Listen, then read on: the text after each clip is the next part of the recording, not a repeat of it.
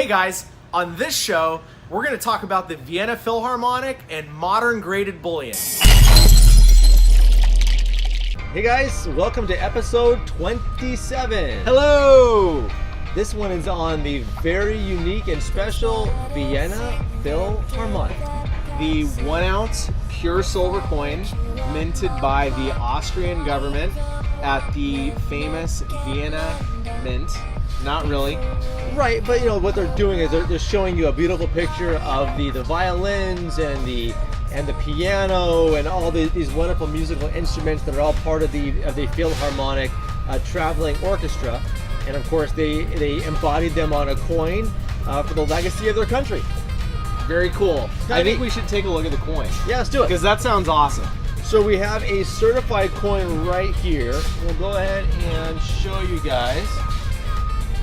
We'll see how good of a picture you can get there. We're also going to put some pictures on screen as well for you guys to check out. This is a certified coin, first year of issue, certified by NGC. That one was a mint state 69 that you guys just took a look at. And Ryan has a bunch of raw Philharmonics at home that we plan on doing something with as well. So yeah, and we'll go ahead and show some pictures of those across the screen now, because we did take some video of them before, but I didn't bring the coins, so pardon me. Enjoy the images of these beautiful Philharmonics. Yes. And we'll get some stock footage of maybe the minting of them and some other coins, and we'll try to layer it in here for you guys to enjoy as well. Exactly. So previous to that, they had just done gold coins, and for years and years and years, decades, they did gold coins. I don't know why they decided to mint a silver coin, but previous to this item, the only other 0.99999, 5 nines, was the Canadian Maple Leaf. Right. Yeah. And now this one was also the first one that had a euro denomination, is that right? That is the first silver coin minted in Europe with a euro denomination. A bullion coin. Yes. Okay, so the first coin. Well, when I say silver coin, I mean silver bullion coin. Yeah. This makes sense. Right? The first silver bullion coin is the euro, and it's a 1.5 euro. Is that right? Mm-hmm. Yeah, 1.5 euro. First year again, 2008. Do you guys own any? Do you guys have any? Do you guys like Philharmonics? I actually thought there were proofs. I found out there weren't. I thought I owned a proof because it was so bright and shiny. Dude, it looks proof-like. I mean, let's get real. In between the devices, I don't know if you guys can see this, but in between the devices and lettering, there are proof-like surfaces. So I wouldn't call it a proof, but I would say that there are some proof-like appearances to it. Yeah, so it's a nice, flashy-looking coin, especially for a 69. I was pretty impressed with it as well. So yeah. Again, Ryan corrected me. They don't make proofs. I'm curious why they don't. Maybe you guys again have the answer why they don't make a proof coin. They make silver American Eagle proofs. Why wouldn't they make a Vienna Philharmonic proof? Maple Leaves. There's lots of different proof coinage out there. Yeah. Silver and gold proof coinage. So anyway, we're kind of curious. You guys may have that Australian kookaburra. Yeah. I mean, for God's sakes. The Chinese panda. Yeah, come on. Krugerrand. Come on. It's a proof party. Everyone's invited except for the Vienna Philharmonic, apparently. Apparently, yeah. So. A certified coin in MS69 condition. It's nearly perfect, but really, there isn't a tremendous amount of value that's associated with an MS69 or an MS70. It's not like it's circulated. It's right. not like it was meant for circulation. This isn't meant to be used as money. Right. It's a coin that was meant to be worth its weight in silver. Right. It was struck to be an investment, which is true, but for some reason, somebody at NGC decided to grade that coin, and God bless them, but I have never seen another Vienna Philharmonic in a certified holder, and I can tell you that I have seen tens of thousands or more. I've seen a lot of them, and it's funny to me that somebody decided to put that in a holder. It's, and this kind of leads us down the path of grading modern coins, and we actually plan on doing a big show on this for you guys as well. But really, is there a market for modern graded coins? I know that CFA, you guys do an incredible job of roll breaking and finding modern coins and finding value in there. But do you guys actually go out and get them graded on the from NGC or PCGS and then turn around and sell them on the secondary market, or are you taking that raw coin and finding value within that raw coin? I would imagine it'd be very difficult for you guys to be sending out every little fine to spend $15 to $20 to have it be graded. Does it make sense? What do you guys think? Do you agree? I'm gonna disagree right off the bat. I don't think it's worth every Lincoln error or whatever else you can find, and I didn't really know this until we started looking at coins from Arrowhead Broken one time. There was the S over S over S, right, Lincoln Penny. I started looking into all these die varieties, and there's typically not so much value that it is worth certifying them. But I think what would be good to focus on is that when it comes to bullion gold and silver coins, unless it's something really rare like the 2018 Palladium Eagle, it's typically not sold back on the secondary market, right, for more than the metal content. Right. And this would be an example of if you took this Vienna Philharmonic to anyone to sell it, if you took it to Heritage, if you took it to APMEX, if you took it to JM Bullion or a coin shop, store, yeah, right. If you sold this anywhere, you probably wouldn't get a ton of money for the holder. You'd probably get most of the value from the metal content. And again, so this is an MS69 2008 first year issue. I'm guessing I would get melt for that coin if I walked into a coin store. Maybe +5 for a holder, right? Yeah, what do you guys think? $5 for a holder, I think. Maybe. 10. I don't know. If you sold it on eBay, I bet a dealer would tell me that these are oddballs and unfavorable and say whatever he'd have to say to get this out of my hands for less than market value. That's a different story. When you go into a coin shop, yeah, there's some serious salesmanship that goes down. But the truth is that unless you were selling to a retail client on like eBay, right, or Amazon or somewhere where you were forward-facing a retail client, you probably wouldn't get more than $5 or $10 more than the holder. Sometimes those actually go for melt. I've seen bringing coins in as the purchaser, not paying more than melt for them because that's what the desk did not want to pay. Right. So the point is, when it comes to graded bullion, and I know we talked about this before, but be very careful unless it's an issue like the Palladium Eagle or the reverse proof Buffalo or the 2008 Buffalo or something that has some serious provenance, some limited mintage. Getting a piece of bullion graded means nothing. Yeah, and even then, I would highly recommend, if you really want a piece, to wait. Don't buy it on the first day that's available. Don't buy it within the first 4 weeks of it being available. If you can hold off and give yourself 8 weeks, 12 weeks, maybe 3 or 4 months, basically 6 months. Yeah, you will save yourselves thousands of dollars in premium and in just market fluctuation because of that instant pop of, hey, there's 15,000 available, you should own one now. We seriously need to start making charts for this, because in my mind I can see the chart. I can see the 25th anniversary 2011 5-coin silver American Eagle set that was released from the mint at $600, and then the mint state 70s got kited all the way up to $3,500, and within 6 months they were $800. Right. I mean, it's like whoop. It makes that noise. Yeah. If we were to create a chart and there were sound effects, like it would be whoop. I agree. So but in all seriousness, these modern coin dealers have a certain corner on the market where there are other dealers. They've developed a network now where they get the coins in, they call all their friends and family and their friends of family, and they have this giant network where they get all these coins certified, because it's typically only one per customer, and they have the network developed. They pay each person $50, $150, $200, sometimes $500, depending on how hot the coin is, right, or how hot the set is. And then they get all the 70s, they sell them to other dealers who sell them to other dealers who sell them to customers typically. So by the time you're done, there is a 3 to 5 degree removal from the original person that actually got the coin certified. There's markups along the way. It's usually $100 or hundreds of dollars. And so what ends up happening is these guys just all sell that stuff because they want the cash. They don't really want to buy the coins. They only buy them to sell them. Right. So there is no secondary market for the coins. You go to sell that guy 6, 9, 12 months later, guess what?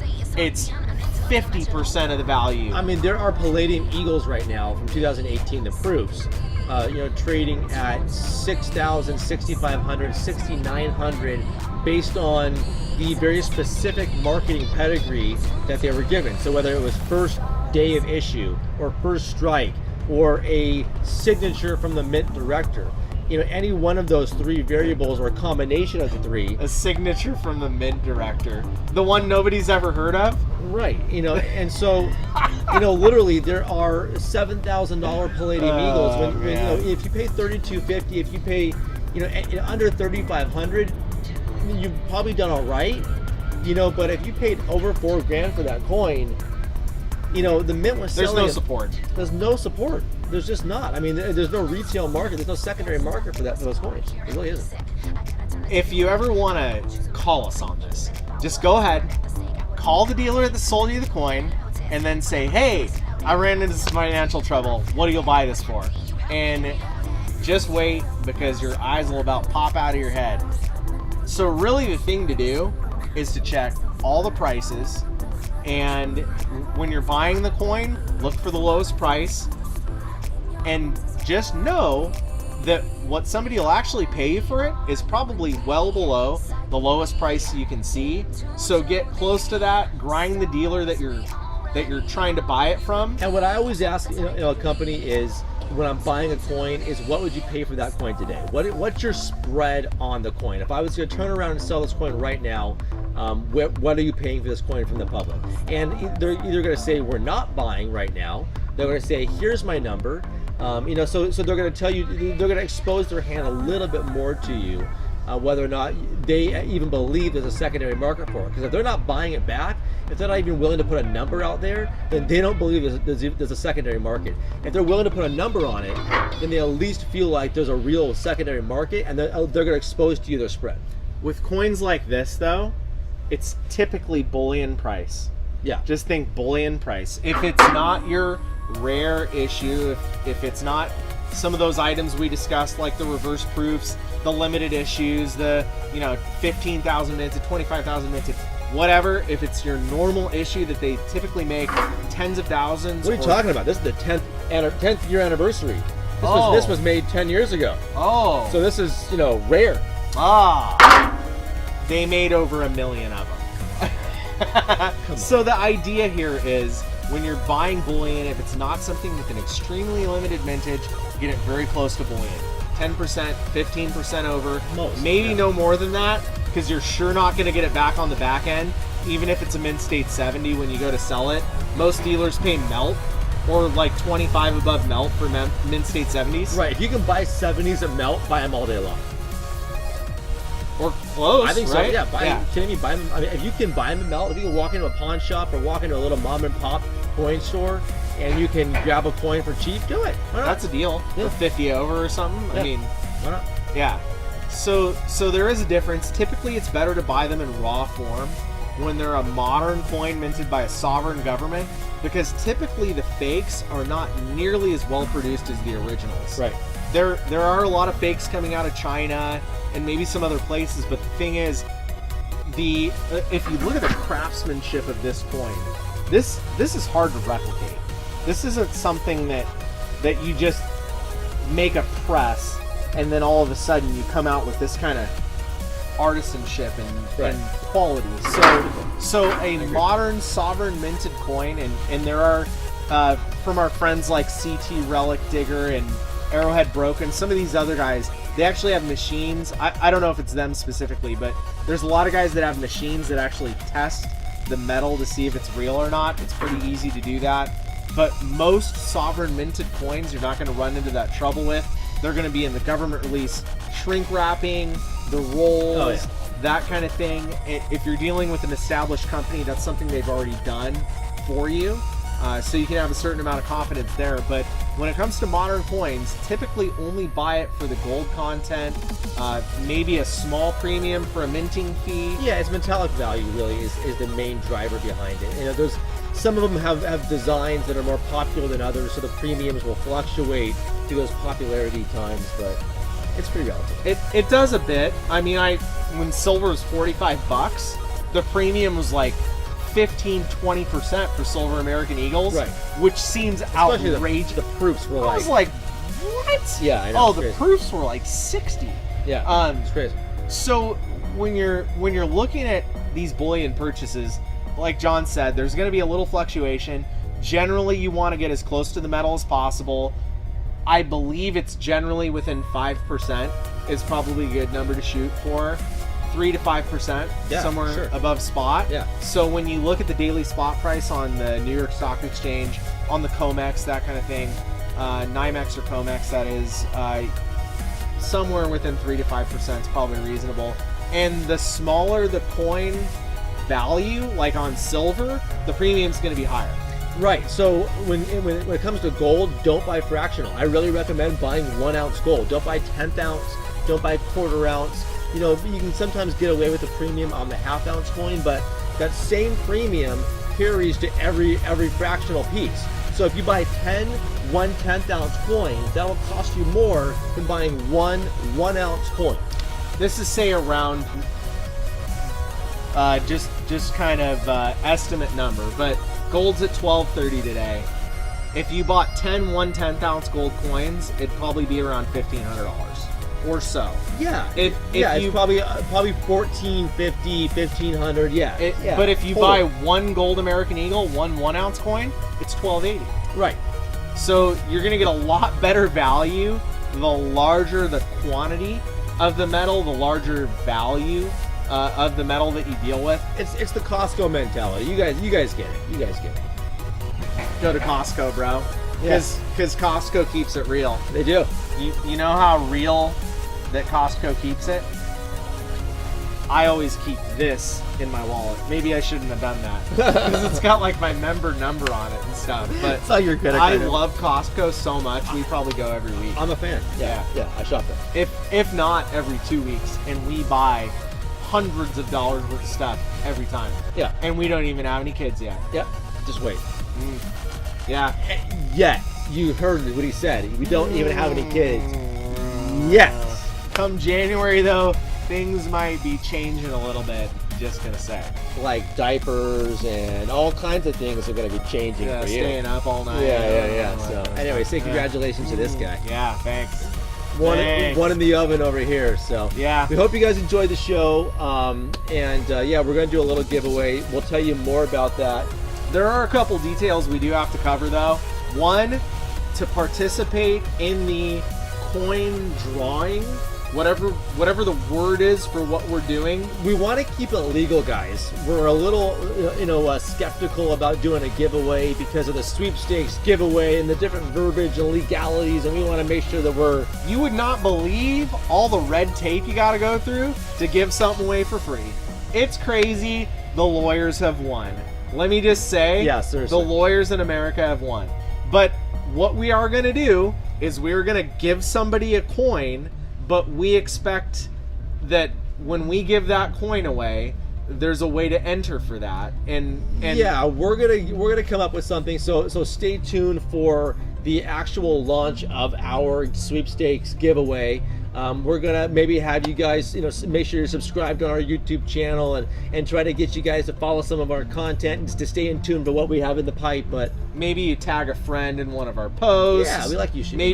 Maybe you follow us on Facebook. Maybe you follow us on Instagram. Whatever. There's going to be a lot of different ways you can enter to win that Vienna Philharmonic. It's actually going to be my coin that we're giving away. We are. It is going to be a rainbow toned Vienna Philharmonic, so Wow. it's probably maybe not worth more, but maybe it could be. Who knows? I mean, based on that Franklin $50 selling for over $100,000, I mean, what's the Vienna Philharmonic worth that's been Ryan toned? So, just saying. We'll see. We'll see. Just saying. So we do have that coming up. Stay tuned for it. We'll We'll let you guys know as soon as we have more details, but you do have to be in the US, you do have to be over 18 years old, and you do have to do some things to get it. So hopefully that covered us legally. More details coming soon. And again, guys, thanks for joining us. Make sure you subscribe and like and follow us on all the social platforms. Right here. Yeah. Subscribe right here. Let's do it. Smash it.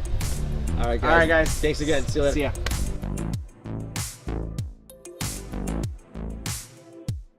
What do you say, John? 8? 9? 8. 2? 8. Okay. If John says 8, we're gonna go with 8. I think so. I remember when we met that night, listening to music that fit just right.